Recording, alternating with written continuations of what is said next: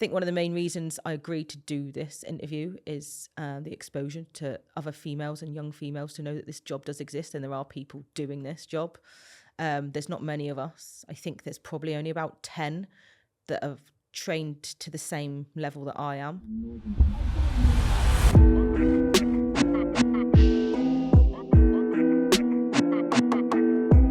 It was never really my intention to stay in the army so long. I thought I would join, be a plumber, get a trade and then leave. But then it never really happened that way. When I went to the careers office, I passed all the selection tests to be a plumber in the Royal Engineers, but then they wanted to wait 12 months until basic training started. And I just wanted to earn some money immediately. So I just said, put me down for whatever you need GCSEs for. Scored quite high on like the entrance test, the barb test. And then they said, right, you're going to be an ammunition technician. I was like, cool. I went to basic training, and being from that area in Cornwall, you don't really tend to leave. I'd only been abroad on a school trip to France before I joined the army. And then my longest sort of solo train ride was to basic training in Purbright from Cornwall. And then the first part of the course is learning all about the Army's land service ammunition. So everything from bullets to, guided missiles, guided weapons, and grenades and everything in between. I knew absolutely nothing. Being a 17-year-old girl, I really didn't. And I didn't know the difference between a grenade and a mortar bomb, for example. And the first course is 6 months long. So you learn everything from all that sort of technical details, like how much explosive is in a hand grenade or whatever, all the way through to how a guided missile works and the firing sequence and stuff. I guess the most exciting bit of the course for most people is the bit where you get to dispose of it by demolition. Because, when stuff goes shelf life expired or it gets damaged or it's no longer serviceable, then you dispose of it. And you do that by using a large plastic charge or a small plastic charge, depending on what you're getting rid of. And then you would essentially blow it up.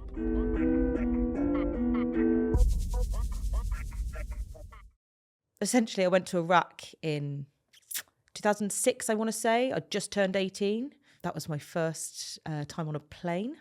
And you had to put your helmet and body armour on. They turn off all the lights. And you had to do like a tactical landing, I guess they called it. So they'd essentially fly and then they would dive down and then they would sort of peter off at the bottom. So I didn't know that was unusual. And then I got to Basra airport, which was in Iraq. And then I got on a helicopter to the next location, which was Shaiba Log Base. Just before I deployed, a helicopter had been shot down. So they were doing like evasive procedures. So the helicopter, instead of just taking off and flying, was doing all this sort of hedge hopping. So again, I'm in the back of a helicopter being thrown around, like somebody's there, civilian, working with the like NAFI staff, the canteen staff, and they were being sick in a bag, and it was, really full on. I arrived at Basra, and they were like, where are you going? And I was like, I don't know, Iraq, I'm here, aren't I? And they were like, no, where are you going now? And I was like, I didn't know there was more than one place. Like, what do you mean? So I just worked in the ammo depot in Iraq the first time. A lot of it is just like sorting through the ammunition that they've been using, making sure that it's, not shelf life expired, for example, and that it's,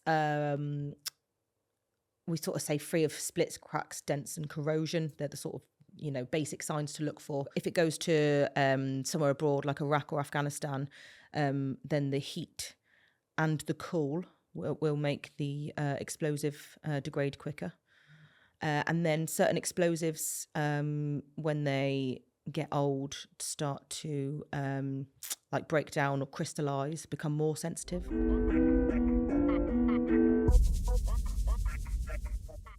When I came back, I did a lot of ammunition surveillance stuff back in the UK, again, back to Kyneton.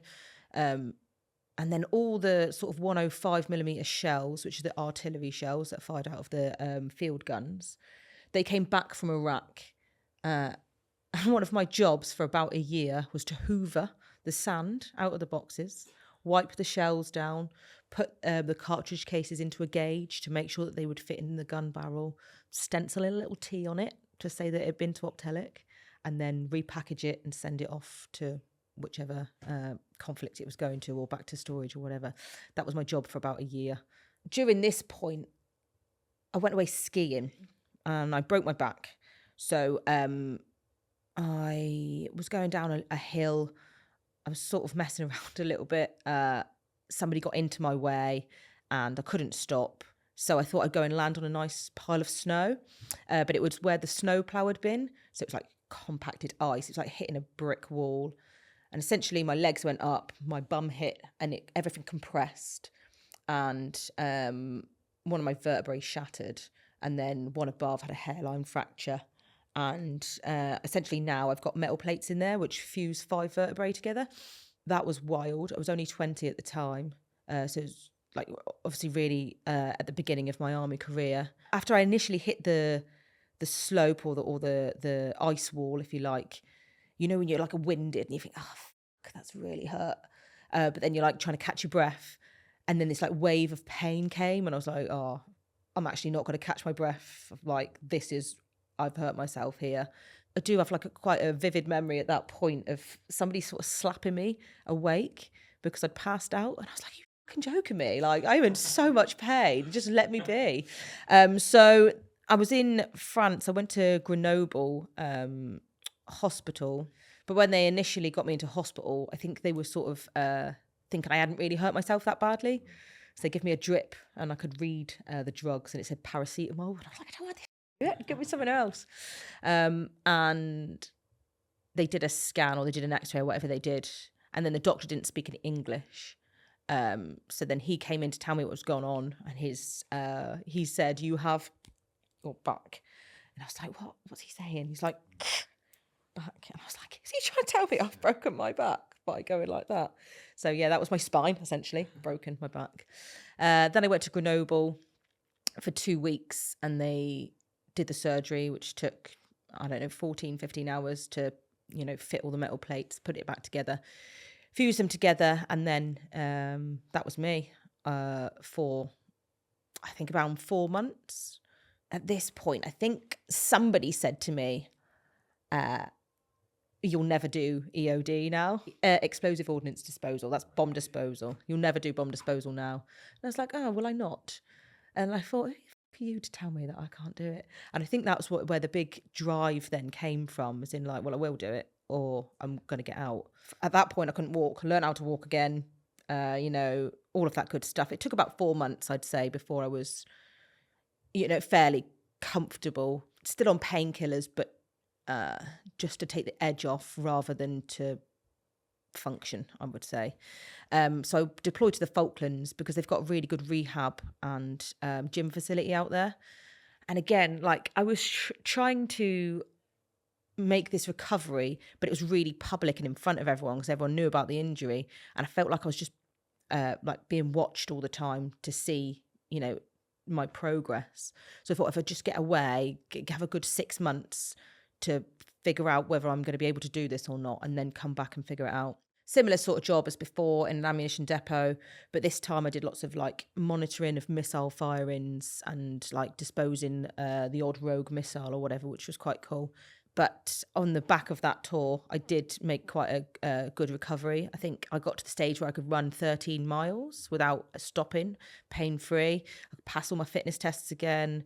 I was in a good place. So when I came back, I thought, do you know what? I am going to push towards bomb disposal now. I think I can do it. And I was lucky enough to have a really good boss at the time who loaded me on the course. And I did it. And I passed the first course first time.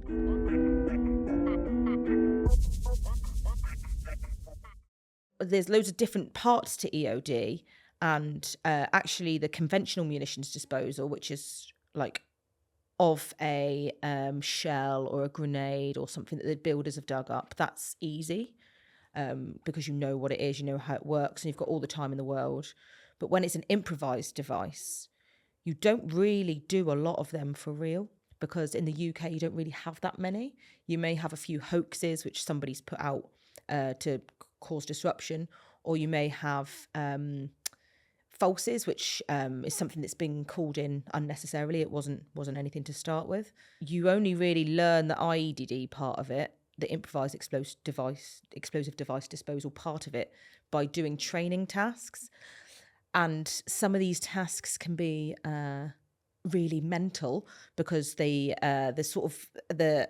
categories you put them in is like a terrorist device, which they're generally targeting security forces, police forces, infantry, whatever. And there's a pattern to it, and you can ask questions. You do it like a threat assessment.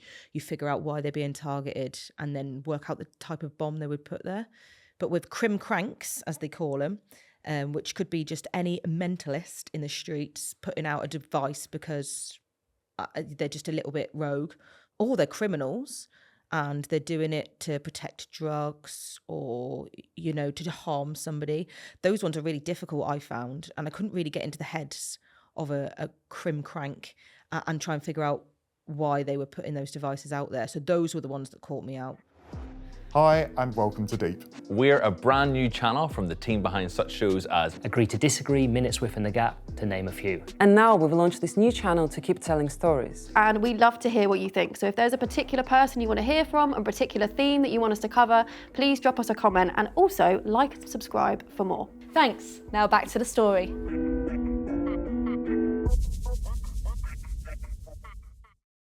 Most of the women that join now won't go through that same boys' club mentality that perhaps I wouldn't say I was subjected to, but I was definitely on the extremities of it.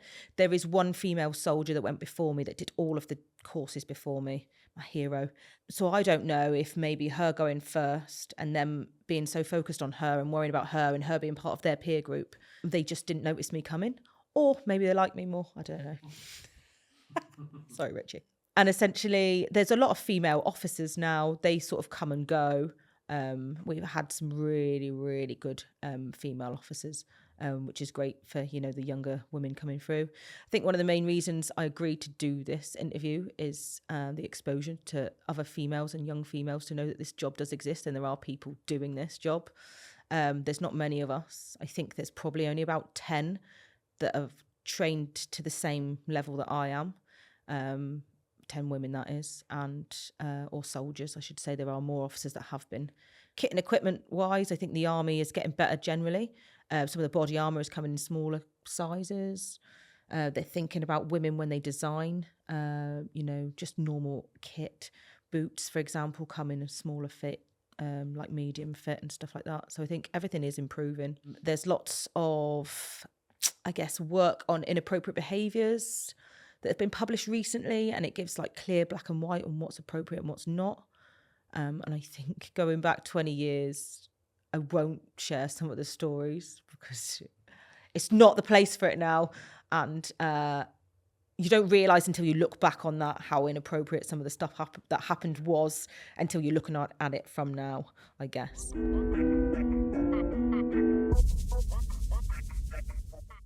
So I was posted to Belfast in Palace Barracks, and I was there for between 4 and 6 months. And essentially, I was just a bomb disposal operator for Belfast, and it was amazing. It was such a good time. All the jobs were in the middle of the night. It was always raining, and there was always some scrote on the cordon throwing something or shouting some sort of abuse.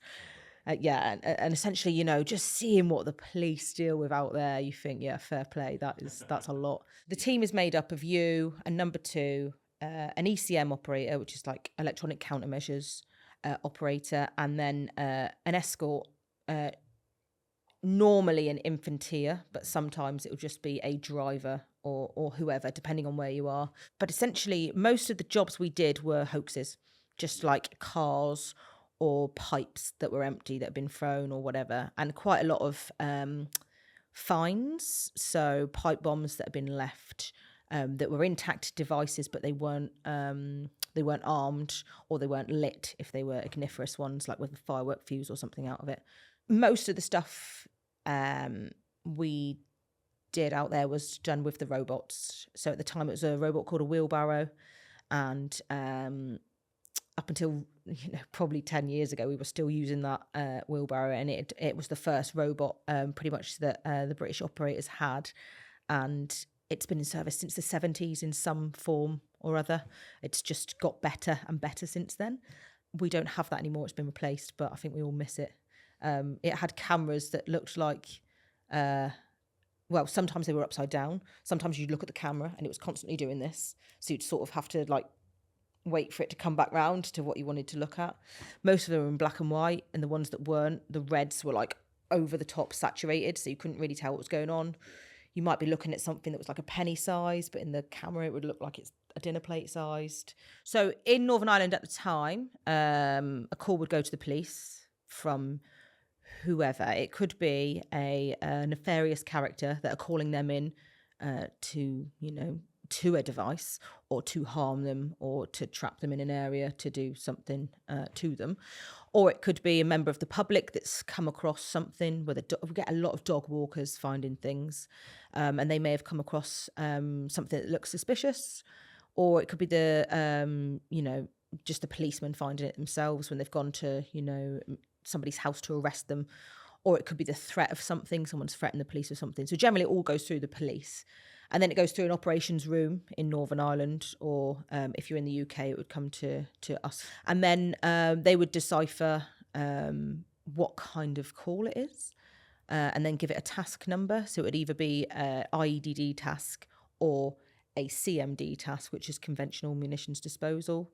And then they would give it a task number depending on what they classified it as, and then you would respond. And then when you arrive depending on where you are, you could ring the policeman first and ask a few questions en route, like what is it, where is it, and that sort of thing. We have a sort of set layout of arrival drills, things that we would ask to make sure everyone's safe, so cordon locations, evacuation, what emergency services have been called. And then we just confirm all of that with the police, give them some advice based on the size or what the item looks like, and then arrive, confirm all of that. And then with EOD operators, we put quite a lot of onus on a threat assessment. So we talk about threat assessment all the time, and it's essentially just getting a picture of what's happening, why the device is there, if it is a device, who it's targeting, and then just basically the safety behind it all, so that you know whatever actions you're going to do to it aren't going to make things worse, or you haven't, they haven't called the police into a certain area and then they've put a bomb on a cordon position, for example. So it's sort of all of that threat picture, threat assessment that we're sort of keenly interested in.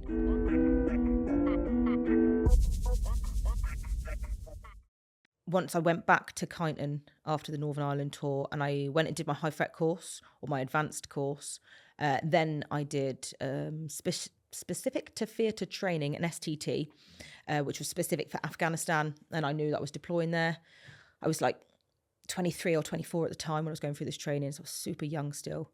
And I deployed to Afghan in charge of a team at 24. So my first job, I was in the back of, I think it was a Viking. It was like this, or a Warthog maybe, this little tracked vehicle.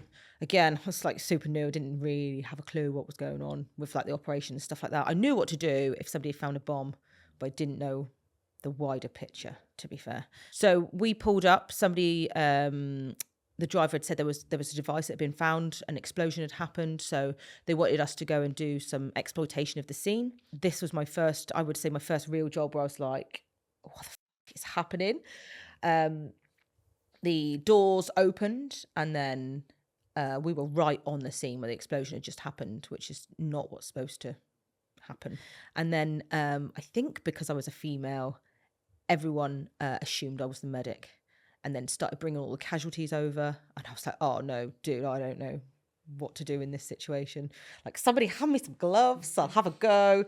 And then they quickly realised, the blank look in my face, like, I don't know what to do with him, that I was not the person they were looking for. And then she arrived, took hold of that scene, fine. And then we sort of then worked out with the explosion.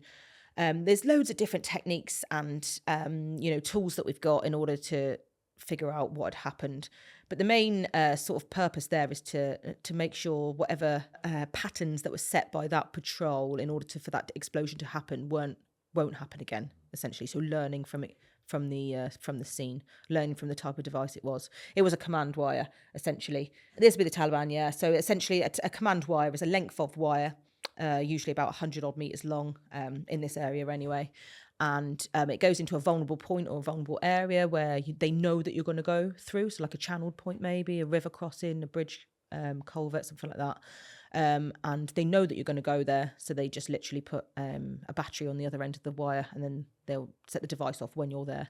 After that job, I sort of, we moved locations and we went to a place called Faubourg and worked with the Scots Guards. And this was like the best 6 months of my career. It was awesome. I felt like I was really achieving things. I was doing the job that I was trained to do.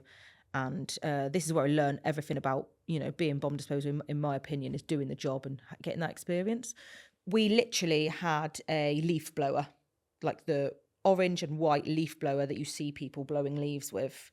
And that was adapted so that it fit onto the wheelbarrow, so that you could literally blow all the sand away from a pressure plate, for example, to make it less labour intensive on the operator, so you don't have to dig around fingertip searching, finding all the components. We were dealing with a device, and we dealt with loads of them on the side of the road, which were literally remote control RC triggers, if you like, it's switches, that went onto a directional charge, like an improvised claymore. So it would have a high explosive behind it in like a tube, and then it would have nuts and bolts or ball bearings in front of it, so that it would, focus the ball bearings out as the fragments. The wire came off the back of this charge, and we're like, right, we'll cut the wire to the battery pack or the RC pack, and then that'll be that done. And then as the robot cut the wire, the device exploded. Because it exploded and we had the quarrel on there, we weren't using the quarrel, but then the petrol added to the blast, and it was like this big fireball, and the wheelbarrow just like limped back, and I was like, okay, we're not using that again. So then I did an isolation, which is a walk round, making sure there's no command wires before I make the walk down to the device. And we have like support staff with us called whiz operators, weapons intelligence specialists.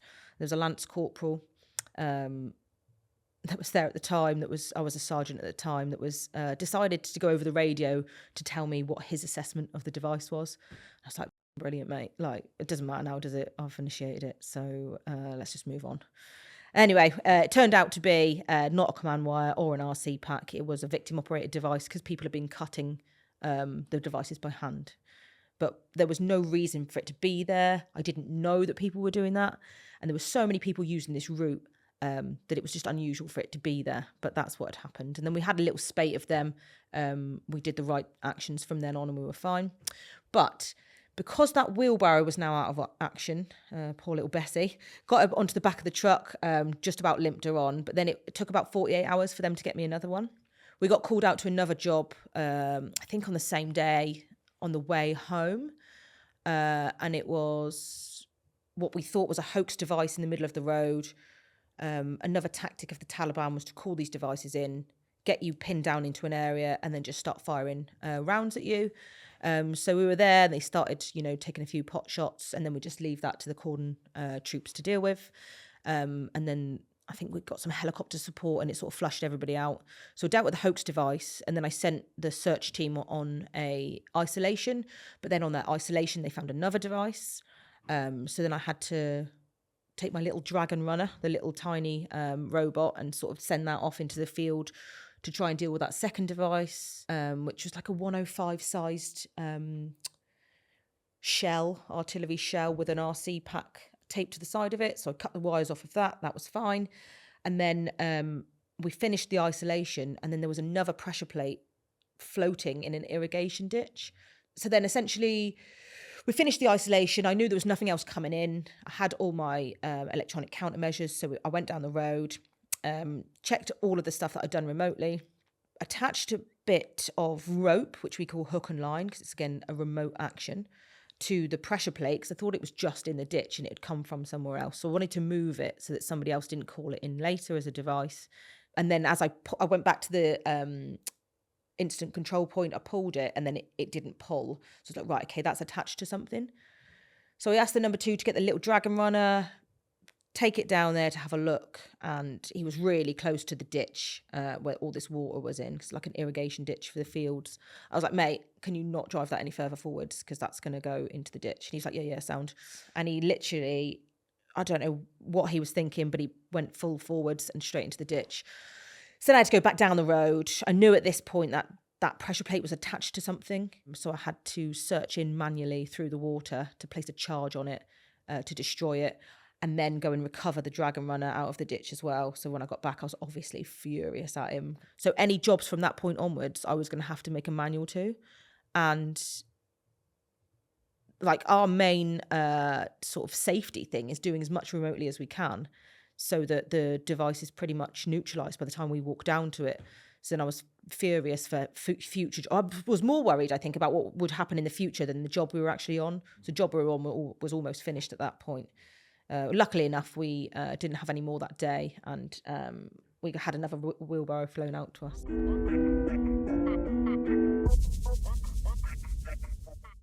So I'm really going to disappoint you here, because I don't really watch many of those films.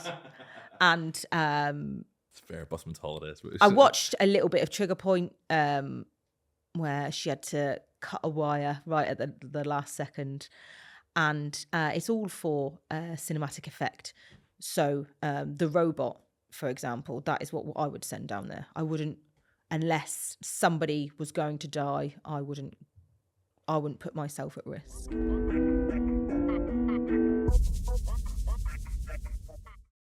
Don't think I ever thought I was going to get here for a long time.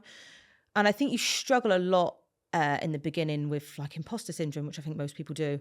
And it's not until after the fact, after those tours, and then, you know, I was in charge of the team then that trained people to go out to Afghanistan. And then I'm in charge of the training wing for 11 EOD and Search Regiment now. So a lot of the stuff I do is preparing people to go away, or preparing people to do their job in the UK. Yeah, you sort of go overnight from somebody that's not trusted with keys to somebody that holds the keys, you know. So yeah, I am really proud of what I've done here.